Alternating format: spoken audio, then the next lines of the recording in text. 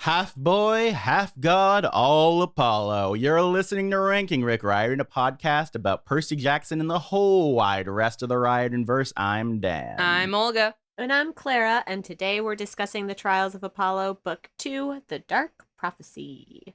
Part 2. Once again, Clara is a disembodied voice. And we are all disembodied voices on the audio-only version. Yeah. But I'm more disembodied. I'm the most disembodied voice. And Agame's is the most beheaded body. So between parts, we had an amazing discovery, guys. And that's that for some reason, Jamie is Jimmy only in the ebook version. Also So known I'm as not Olushime. crazy. No, So Clara's not we crazy. were both right. That's going to be a first. Yeah. Why'd they change it? I do not know. Yeah, we didn't want to look up because we were afraid of getting spoiled on something. But there seems like there must be some story there, and if there's not, I'm gonna DM Rick's wife or whoever is on Twitter who will answer my questions. Rick's Becky Riordan is very helpful on Twitter. She is. So Yeah. All right, so back to the mini recap. Where were we? So we were just raving over the dark, twisted nightmare that is Apollo's memories. Calypso and Apollo begrudgingly work together to save the Griffins, Heloise and Abelard. Mm-hmm. Awesome names. They both show surprising skill and ingenuity. Then they're faced with Commodus's new lieutenant, Laterces. He gets lit up in there. Meg comes to their rescue. I know, I'm too old to pull that off. And too white.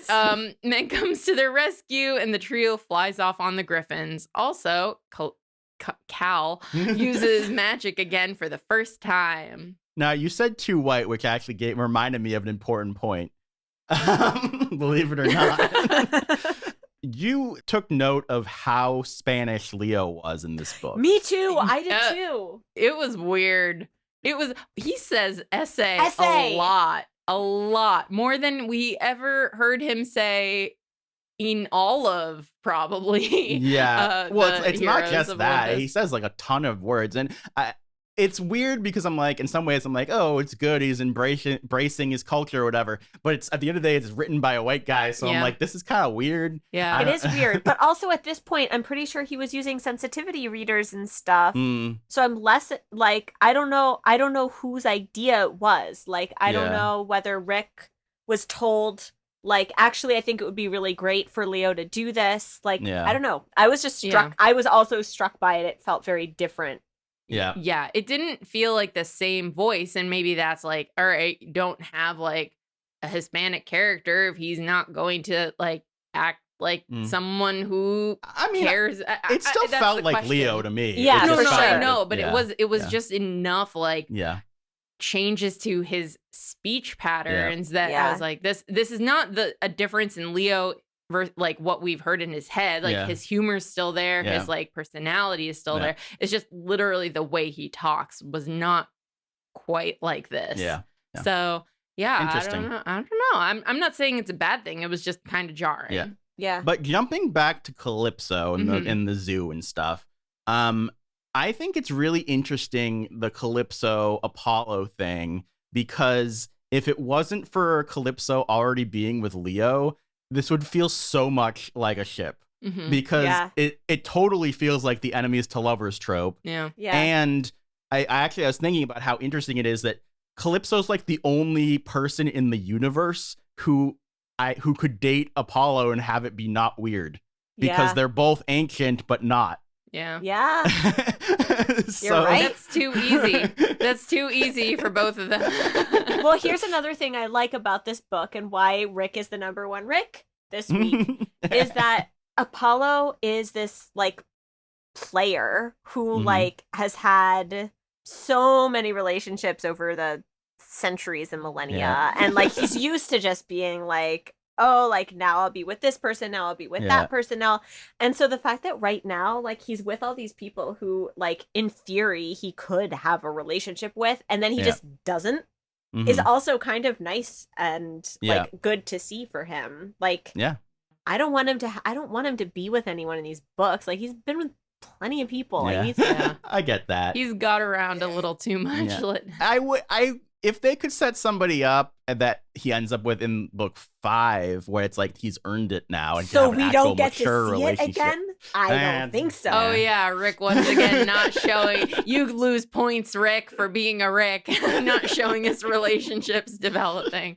No, the reason I don't want him to successfully have any romance here is because I want this to be about him and his journey and like what it's like for him to not be with someone and it's all about him growing alone. It's like the whole thing people say, oh, you need to like spend time alone. Spend time alone and work on yourself to be a good partner to someone. Yeah.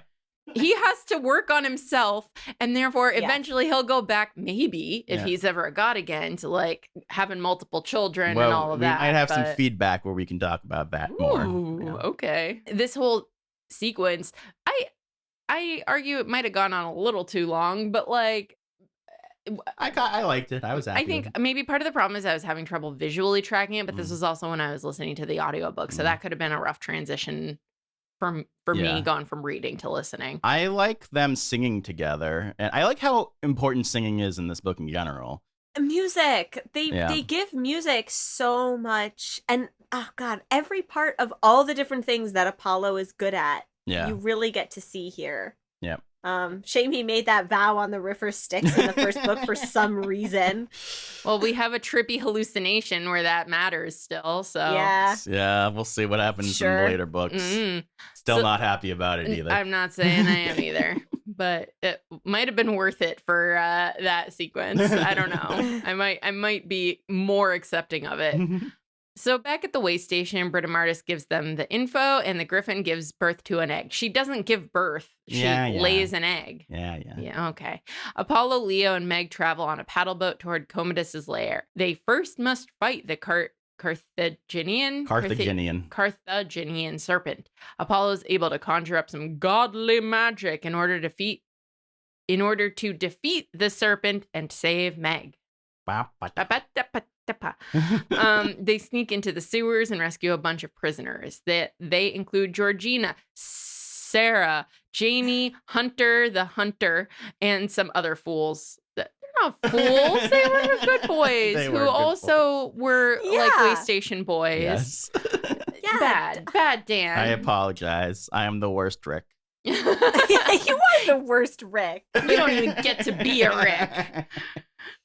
Leo sneaks off with them while Apollo and Meg search for the chair of memory that can cure Georgina's prophecy madness. They acquire it with science. Bill Nye would be proud. Yes. Love him using his knowledge in chemicals and stuff to do this. Oh my God. Definitely a highlight of the book for me. We want to say anything more about this cast of characters? I want to take a step back. So we have the serpent, the fight, and then we have like, all right, it's important for Leo to go on fire because both Apollo and Meg are like freezing, shivering. There's a lot of people being wet and cold in this book, and I thought that was a little odd to have it like here and in the Cave of Trophonius. Think about it. Commodus dies in the bath. He's cold and wet. Yeah, it's a theme. I would argue he's also mostly drowned is the problem. Yes, but it's all about water. Yeah, because it's a trigger for Apollo. Yeah, they make him clean toilets. He throws up in a toilet. That's true. Commodus is a toilet. Commodus is a toilet. Apollo also throws up a lot in this book, actually. Yeah. So Jamie, very fun. He doesn't have even that much time, but he's just a fun addition. He's so cool. His voice is great. Having a character from a different mythology in the mainline stuff is awesome. I really want a book of like Yoruba like mythology, and Rick shouldn't write it, but it would be nice if Olujime was in it. Yeah. That would be cool. I love that they. Yeah. Honestly, it's one of those things where I'm torn, where I'm like, yeah, it would be cool to see more of him because he was cool, but also the fact that we don't see more of him enhances his coolness. Yeah. Can I ask? So, Apollo has this thing of like seeing the pillar with manacles on it that's like associated with like slave trading and slavery. Yes. He's like, I hate this. And I was like, is this something that's like from mythology, or is this something that Rick has attributed to Apollo?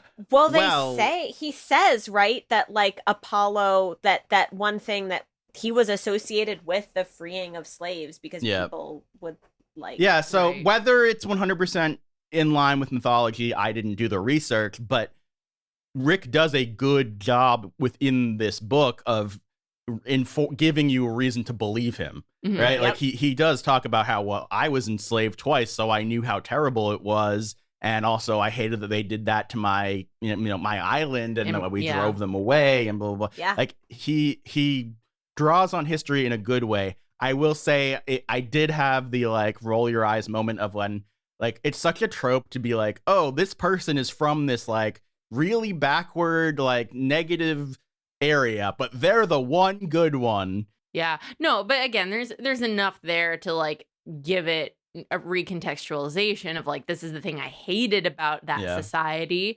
But yeah, it was a little bit like interesting as a thing that pulled me out of it, was because also you have the humor in book 1 of Apollo being like, I'm enslaved to this annoying kid. That's great. It's like, this might be the right time. That happens in this book multiple times too. It does too. So then him being like, actually I hate slavery, and not just because I've been enslaved several times, but also all this other stuff. It's just like a little bit of a weird juxtaposition. It's weird, but like I personally, Clara, don't have a major problem with it. And I think this is the first time in these books where there has been talk about something as horrible as slavery where I don't have like major red flags. And I'm just sort of like, oh, and then continue reading. And like that could just be my experience. But for me, this was the first time that I felt the same way, and I also like he doesn't just hit on slavery here. He also hits on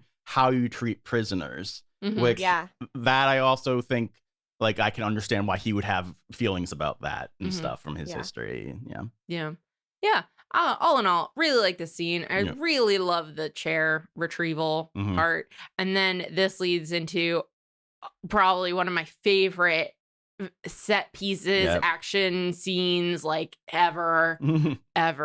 Meg is drawn down a corridor, and we later learn it's because she's sensing peaches. And Apollo and her arrive in Commodus' stadium of horror. They fight some baddies. Meg rides a combat ostrich to save Peaches, and Apollo makes an elephant friend. Commodus tries to kill the duo and Lit for failing him, but they're saved by Festus, Leo, and the Hunters of Artemis, including Miss Thalia Grace. Oh man, there's so much going on here, but I'm visualizing the stadium. I see the Indy cars going around. I see like all of those monsters cheering in a more awesome version of Antaeus's Colosseum. I enjoyed the basketballs falling down for no reason. That was so funny. Yeah, it's humorous. It's still got, the dark. I think this is probably the funniest book. This is the funniest book, that like one of the darkest books, one of the most endearing books. The best multi-climax like action things where I wasn't just sort of like, oh my god, we've already had like this could have, after this happened, I was gearing myself up for a finale where I was just like, we already had the cool battle though. And then no, it was a really great action sequence. Like Well, one of the reasons I think it avoids the double climax actually is because by the time Apollo and Meg get back, most of the fighting is over. So it avoids a full battle. It feels like Rick learned from it. It's like, all right, they're arriving at the standoff. Well, like, that's when you want them. You know what else helps, I think, is that Commodus is the main villain. So it doesn't feel like an afterthought. So it just feels more like a continuation. And a good use of dual antagonists. I just love this. This is such a good, so good. It's ridiculous, but it's still. And right as I was like, why is Meg going over there? What could it possibly be? It's like, oh, it's Peaches. Like, you're bringing that back. It's right when I kind of forgot about him. Yeah. Good stuff. Oh, so good. Number 1, Rick. Okay. Back at the way station, Georgina is put on the throne of memory, and she relays a message from the Oracle Trophonius. Apollo and Meg must visit the Oracle tomorrow morning while everyone else prepares the way station for siege. Also, Georgina might be Apollo's kid, so we kind of talked about that. I will say I like the repeated thing of him peeling the carrots. It's such a small thing, but like food, him being like proud of it. I thought was great. Yeah. I like the way station. Mhm. It's like kind of silly, but like, because not silly is the wrong. It's a breathing building. Like it's alive. It's a very, very room of requirement. Yes. Yeah.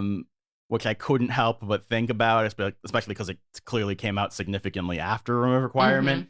But it was just fun. Yeah. The Emmy and Josephine being there make me forget about that whole room of requirement aspect. Yes.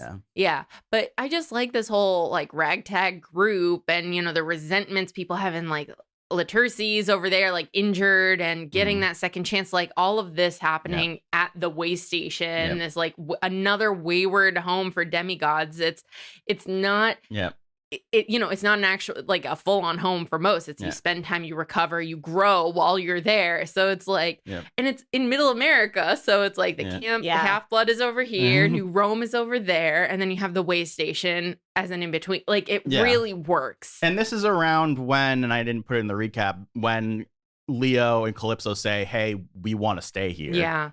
Which I thought was great. I really like that. Yeah. And this is such a good book, you guys. Leo the runaway who never had a home, Calypso who never got to be a normal person, and they're gonna be there. Nice. And also how they sort of Leo leaves, but you know what I mean. But how they handle their relationship in the background I think is good too, where it's like they're clearly squabbling but they come to a conclusion that makes sense, which is maybe we should take a step back. We're not breaking up or anything, but like we've been with each other 24/7 for like a year now or whatever it's been. And it's like, maybe we need to just live life for a second and let ourselves calm down. Well, it reminds me of like teenage relationships where it's like, oh, you just want to only hang out with each other. And then your friends start to be like, you know, I haven't seen you in a while. It's like, oh, yeah. Well, now he's going to go see his friends at Camp Jupiter. Apollo and Meg travel to the cave of Trophonius, battle some Yales, and Apollo gets high on magic water. Question, what was that whole thing with the cop who pulled them over with the Mercedes about? Oh, yeah, like, that was weird. Is that going to be important ever? I don't think so. It's just kind of weird. Yeah, it was. I completely forgot that happened. Yeah. It was just so dry. Like, you could have just not have them be pulled over and they're in this Mercedes. I probably would have cut that. Yeah. I don't think it really added much. Yeah. So the Yales, that was great. Ooh. But they do, when they're on the car, they have the thing where she wants to learn piano lessons. And that is a really good That was Meg the moment. best. That was the best. That was actually, Yeah. I think that was better than another, like, Meg is a traumatized child. That was a really great moment. It's the big brother, little sister, like the bossy little sister, like relationship. And it actually feels that way because she's like talking to him like a real person. And she's reaching out her hand and hopes that she doesn't get burned. And that's, I really like that. That was great. So good. I love the Yales. Didn't know. I like how Meg calls them Harvards. That was really funny to me. Anyway, sorry. No, right. and then also Apollo was like, that should have been something I said. Yeah. Oh, she's learning his wordplay from him too. So while high on the magic water, Apollo gets visions of his parents and the goddess Styx. So we see so much of Leto is like, oh, the memory of her as a mom. So like her retired in Florida and like her with Zeus, like currently that was like interesting. That, yeah. And I mean, the visions aren't necessarily I like them, but they're not my favorite part of him being bloopy. No. I love him like talking about the honey cakes and like Batman and all this other I just stuff. like it as a whole thing in general. I like all of that being like, he's like, I should be terrified right now, but I'm not. Ooh, fun. I really like how Styx is described though. She feels threatening and dark and mysterious and he's just like, hee hee, scary lady. She's like, I can't even deal with you right now. She's just like, I'll be never back. mind. I'll punish punish you when you're sober. So they meet Trophonius, and Meg sings Apollo's sad song, but adds her own trauma verses, and they're forced out of her. And Apollo risks his life to save her. Meg is unconscious, but okay. Trophonius asks Apollo to destroy this place because he doesn't want to be Commodus's toy. I mean, we talked a good amount about this scene, but there's so much in this, and it's probably the highlight of the book. I mean, there's multiple highlights, but like this is really deep, and I feel like we could say more, but I feel like generally we've hit on most of it. Yeah. Honestly, it's just so good. Yep. Like, can I just say, like, if there is, for some bizarre reason, someone who is listening to this who has not read the book, like, for whatever reason, like, you have to read this book. And I've never felt compelled to say that about any of these books, but the first one was so sort of aggravating that I could imagine not reading the second one. And it's so good. Yep. Yeah. Aside from the thing we criticized about, like, oh, why does Apollo want to die for Meg again? Like, why would he want to? It's just hitting so many emotional points. But again, like, even though it's kind of like ridiculous that they're in a cave and these bees of emotion and poison and all of this are swarming, like, it works. It all just really works as like a magical, mythical. It's also a good scary set piece. We don't have that many of those outside of Tartarus. Yes. I think that's it. It reminds me a lot of Tartarus. Yeah. The stakes of it. And I love that. So so to juxtapose that really dark thing, we get the return of the Blemi and Nanette. So Apollo blows up the cave by outsmarting them. They get angry, and our heroes are saved by a gang of more peaches. 2 more peaches. Lots of peaches. Peaches Prime is their leader. Apollo rushes back to the way station to help his friends and faces off with Commodus. He blinds Commodus with his godly form, but ultimately he gets away. Good stuff. This is the time where I was like, yeah, you deserve your godly strength in this moment. Like, you have earned it. You've recognized something about, like, a quality of yourself that seems so like, that is your godly form. Like, that it was so good. I didn't question it for a second. There was it was not arbitrary. It was totally earned. Yeah. I think it worked really well. It was really, really enjoyable. I like that Commodus isn't dead. No. I have a feeling that whoever the third one is also won't die at the end of his book, but we'll see. Because they'll need to, like, recuperate, not get recuperate. All of them together. Yeah. But Evil League of Evil. Exactly. But the thing is that, like, where Apollo's godliness comes in, it's not through his skills of, like, what he's known for. It's not with strength, because Commodus has strength. It's literally his godly essence coming out of him. Yep. And that's, like, so different in a powerful but, relevant way. Yep. And his own form, his mortal form, almost can't take it. Yeah, I like that too. Yeah. And I know we're gonna, I think, talk about this a little bit later, but this is a scene where I agree that I want him to become a god again at the end, but with an understanding of how gods are supposed to serve mortals as being like light, or as being, these things that enhance mortal life, not just like gods are meant to serve mortals, but that mortals are meant to serve gods, but that the other way around. Whatever, you get it. The good thing, reciprocity. Reciprocity. All right, moving on.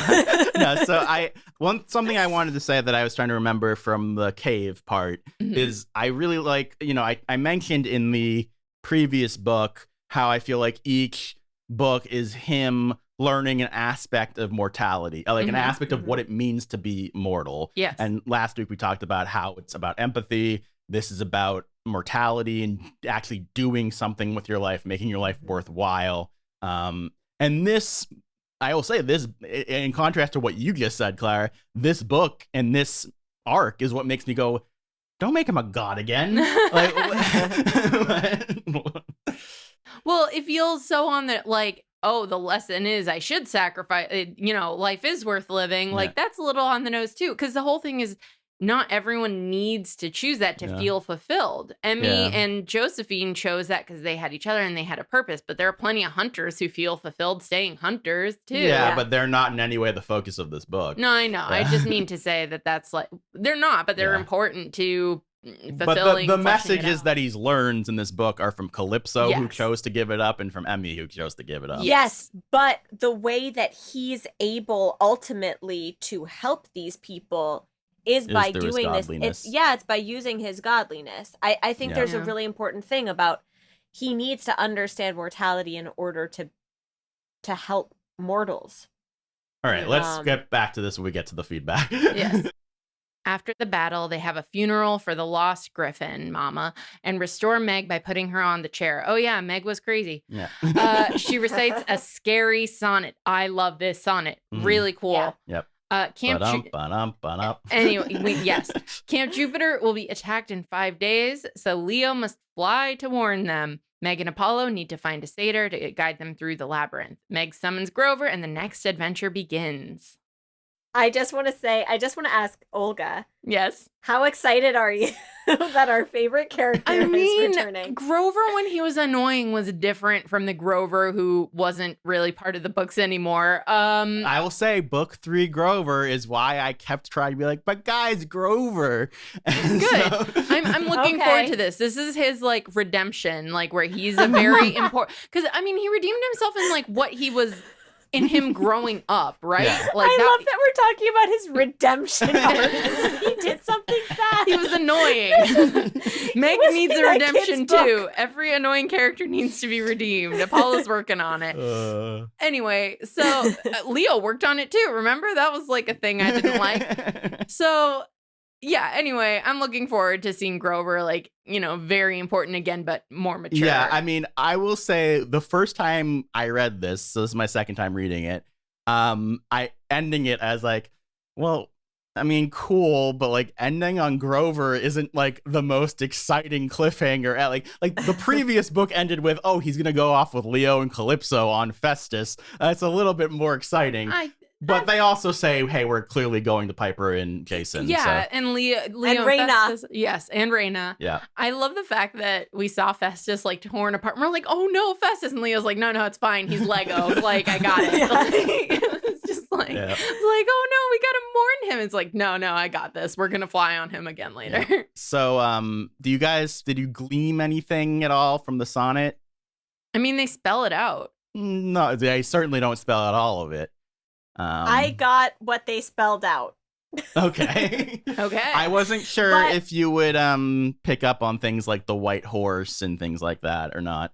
I've been trying to. I've been racking my brain for the last couple of days. Haven't come up. Yeah. I never want to like look up. I haven't been like. Yeah. I've been trying not to read too much Roman history stuff and like. Walking in the enemy's shoes is also another big hint. So. I just want to go on the journey. Oh, okay. Did well, you that's figure it interesting. Well, yes, I think I have. Yep. Shoes. Yep. Shoes is a pretty big. Yep. If it's not who I think it is, I'm really confused about the shoes. It's gonna be who you think it is. Yes. I used to love history, and now I'm too old, and I've forgotten all of it. So, all right, let's get into this feedback that we've been promoting. Yes, if you want to send us your feedback, you can do so by either dropping a comment in the YouTube comments down below, or you can send us feedback at our podcast feedback@gmail.com. Gmail.com. Or you can tweet us at Ranking Riordan. All right, so Aiden sends in, Dear Dan, Olga, and Clara, I am 10 years old. I have been reading Percy Jackson books since I was 7 or 8. Man, you started young. Good for you with those chapter books of that. Yeah. When my best friends got me Percy Jackson's Greek Gods, I really liked it because of the humor. Then my mom got me an Audible gift card and I searched Greek mythology for kids and got Lightning Thief and went on from there. I just finished Heroes of Olympus and started Trials of Apollo. Now I'm on the Dark Prophecy. I came here to say I think you should read Camp Half-Blood Confidential, which is between Dark Prophecy and Burning Maze.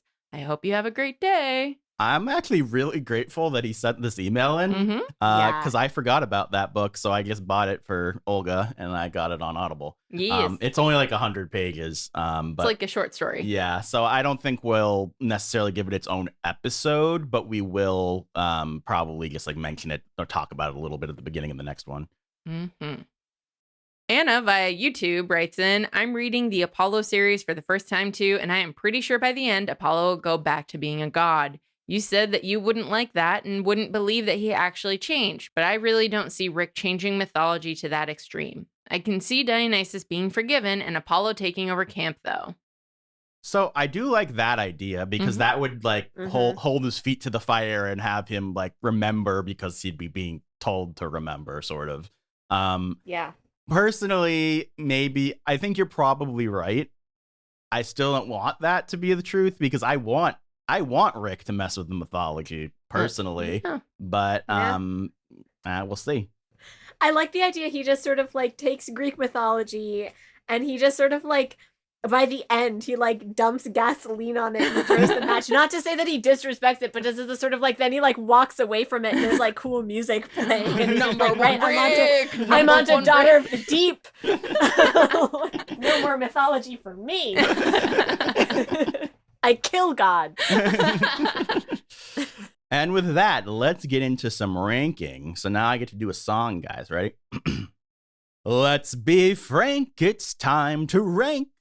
This one's good, but that one stank. You know who you are. Ranking Rick Riordan. I felt really targeted by that for some reason. I was like, are you telling me I stink? No, you're not the hidden oracle, Olga. No, I know. All right, so first up is Best Hero. Right now, all we have on there is Apollo, but who did we nominate? All right, so our nominees are Meg, Leo, Calypso, Jamie / Jimmy, Emmy, and Josephine. All right, so obviously a lot of options for this one. And Leo is an interesting point here because this would be the first time that we'd have someone on multiple lists. And we didn't even really talk about Percy for last time.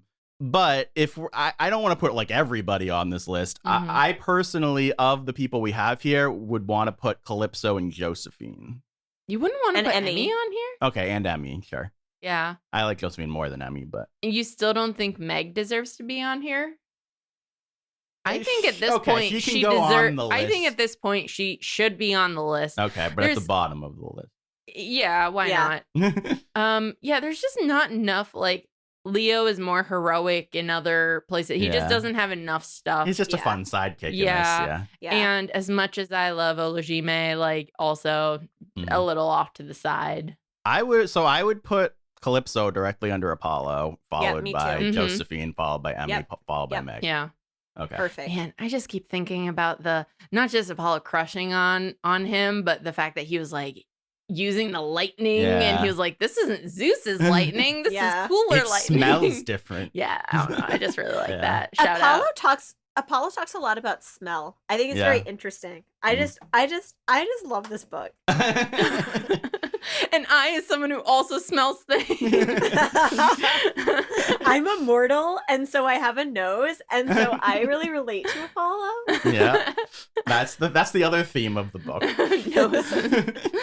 So next up is Best God, and all we have is right now we have Apollo, and then Rhea, and so it goes Rhea, Apollo, starting at worst to best. I still don't know how I feel about this two places Apollo thing. Britta Martis.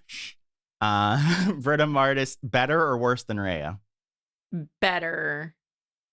I think she's got. Rhea said the thing about Western civilization being like imperialist construct, and how else was Rick? I knew you were gonna say that. Rhea's truly the goddess I have the most in common with. I'm fine with either option. I just think that Britta Martis has like more going on and more screen time. Yeah. I'm fine with that. She also is the owner of the way station. The way station's cool. She designed it. And All right. And then we go to Best Baddie, where all we have right now is Nero, but we have nominated Commodus, Trophonius, and Lit. Yeah, let's talk about Lit first. Do you think he goes on the list? I think he kind of has to. I want to put him on Hero. I want to put him on Hero below Meg. But you have to think about the fact that we have Luke and Ethan on baddie list. Yeah. So I feel like I think Laterces should be on the baddie list because he was a baddie. Okay. He was in Lost Hero too. That's hard. Okay, but Luke was a hero for like 5 minutes. Yeah. And Ethan was a hero for like 5 minutes. Lit becomes a hero. Like he fights on the right side. I could be okay with him being under Meg. Yeah. Yeah. So in that case, let's go back to the best hero list and I'll just read it. Yep. Laterces, Meg, Emmy, Josephine, Calypso, Apollo. Yeah. All right, cool. Nice. Now going back to best baddies, I think it should go Trophonius, Nero, Commodus. I am okay with that. I'm also okay with Trophonius being higher than Nero. These three people I could have put in any order, honestly. Trophonius, I mean, he's an interesting bad guy, but at the same time, he's just kind of like, he kind of went mad with bitter. Grief but and he's bitterness. Scary and he has a backstory and he has a connection to the main character. Like a yeah, but Nero and I'm not talking about. I was saying about that in comparison to Nero as opposed to Commodus. But Nero's like so bad. Yeah, Nero is so bad. Like the way he manipulates her, and you know. So do you want to do that? What you said? Are we in agreement, Clara? What do you think? It's Trophonius, Nero, Commodus. No. So this is the question: Who's is better? Commodus better than Nero? I think right now Commodus is better than Nero, but I do not expect that to stay that way. Yep. Okay. Yeah, I agree. So the final thing is Trophonius, Nero, Commodus. Okay. Cool. All right. Best world locale. There's one. Indianapolis. Hooray. Yeah. I think it automatically goes on the list. It will probably make it into the top lists when we combine it with the other stuff, in my opinion. Yeah. I think it was well done. I do too. I just don't feel like I actually know much about Indianapolis. I mean, I feel like we got a pretty good idea of like where there's the statue where his lair starts. There's the canals. We know about the caves being nearby, which are actual stuff. Mm-hmm. The way station's in an actual building. Union. Yeah. Yes. Yeah.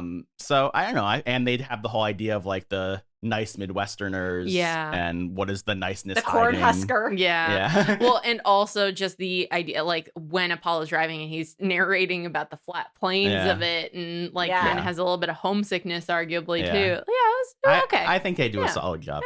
Yeah. All right. Book ranking. Bum, bum, bum. Bum, bum, bum. So let's be frank. We covered this. The list as it currently stands. Number 14, The Hidden Oracle. 13, The Sea of Monsters. 12, Blood of Olympus. 11, The Red Pyramid. 10, The Lightning Thief. 9, The Titan's Curse. 8, The Lost Hero. 7, The Son of Neptune. 6, The Battle of the Labyrinth. 5, The Serpent's Shadow. 4, The Throne of Fire. 3, The Last Olympian. 2, The Mark of Athena. And 1, The House of Hades. So, I mean, I said this is my my favorite. I don't know if I'm putting it number 1, though. I kind of want to put it at like 2 or 3. I'm all in. I want to put it at 1. What's your argument? Why do you think it's better than House of Hades? I think it's tighter. I think House of Hades has so many. Now, not to say, and it's like so long. House of Hades has so many things going on that while there are a lot of really great arcs happening, this one has one spectacular arc with a really great ensemble cast instead of a really great ensemble cast. Yeah. I'm very torn. I'm very torn too. I agree.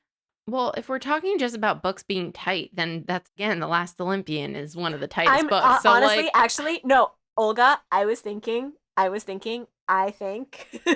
think that should be higher. No, it should not. You guys are forgetting Mark of Athena and House of Hades. So this is what I was going to counter that too. If we're just going purely off of tightness, then both of those need to be higher. But the thing is, the House of Hades and the Mark of Athena have such high highs also in terms of character development and set pieces that... So Yeah, but this one has the character development in the book. It's not like we've seen how they've grown from like 10 books because it's Percy. Yeah, but that's not like the book's fault. No, but I'm just saying, like, the lift that this book does. Yeah. Like, this isn't. So it's interesting because I start by saying this is my favorite book, and it's because I really, really like it. But at the same time, it's not my favorite book because it doesn't have Percy and Annabeth and Piper and Sadie. It doesn't have some of the things that I love the most. And I'll say this also, like, as much as the Blemish are like funny, we don't have that many like distinct. I mean, it has the problem of being in one place at one time as well. Yeah, and we're just kind of going in a circle with the same things happening and encountering. If you compare the set pieces in House of Hades to the set pieces in this, there's no question that the set pieces in House of Hades are much, much better. Yeah. And way more of them. One might say too many more. Yes. But at the same time, I think this.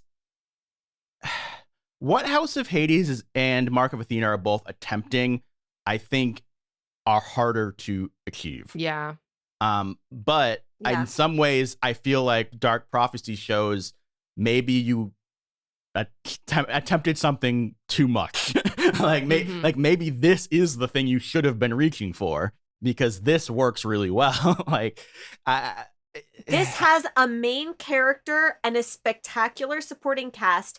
It's thematic. Mm-hmm. It has a message that, without being too after school, especially, like, it doesn't feel pedantic. It just feels like this has a message. But like, it's not a kid message, it's a person message. Like, okay, but now let me talk about House of Hades, though, which has the Arai and Calypso cursing them and Percy like hating himself for all the bad things he's done. It has the poison thing where he almost like destroys someone with poison. It has Bob and Jameson sacrificing themselves even though they know what Percy did and all that stuff. It has Leo and Calypso meeting each other. Yes. It has Frank becoming Praetor and fighting the people on the bridge. Yeah. It has I really personally like the thing with Skyron, I think his name is, the bandit shooting down at them. Yeah, where Hazel actually uses magic. Yeah. So here's my opinion with the whole thing of like, I don't think Last Olympian should move up. Yeah. And I don't think that House of Hades should move down. To me, it's really a question of where is this in relation to the Mark of Athena? I think this should be number 2. I'm inclined to agree, because as much as I loved Annabeth's arc in Mark of Athena, you have Otis and Ephialtes. You have what was another thing that I didn't. You didn't like Leo in Mark of Athena. I didn't really like Leo. Yeah. There's something else. Oh, I remembered what it is. You have the fort. You have like Aphrodite defending this, the South. Antebellum South and that kind of thing. It's like, but on the flip side, you have the Aquarium Exhibit, which I think was both really fun and has good stuff for Frank. Right. I think Percy has really good stuff throughout it, especially when he has to let Annabeth go ahead and do it on her own. You have the dolphins, right? Is that in? Yeah, that is that. Yeah, and that's why I'm saying it's still really good. I'm not saying it's bad, but like, there's a lot going on. There are highs and lows and like inconsistent things where. Which is why I went through House of Hades and didn't even mention Nico's arc with Cupid. No.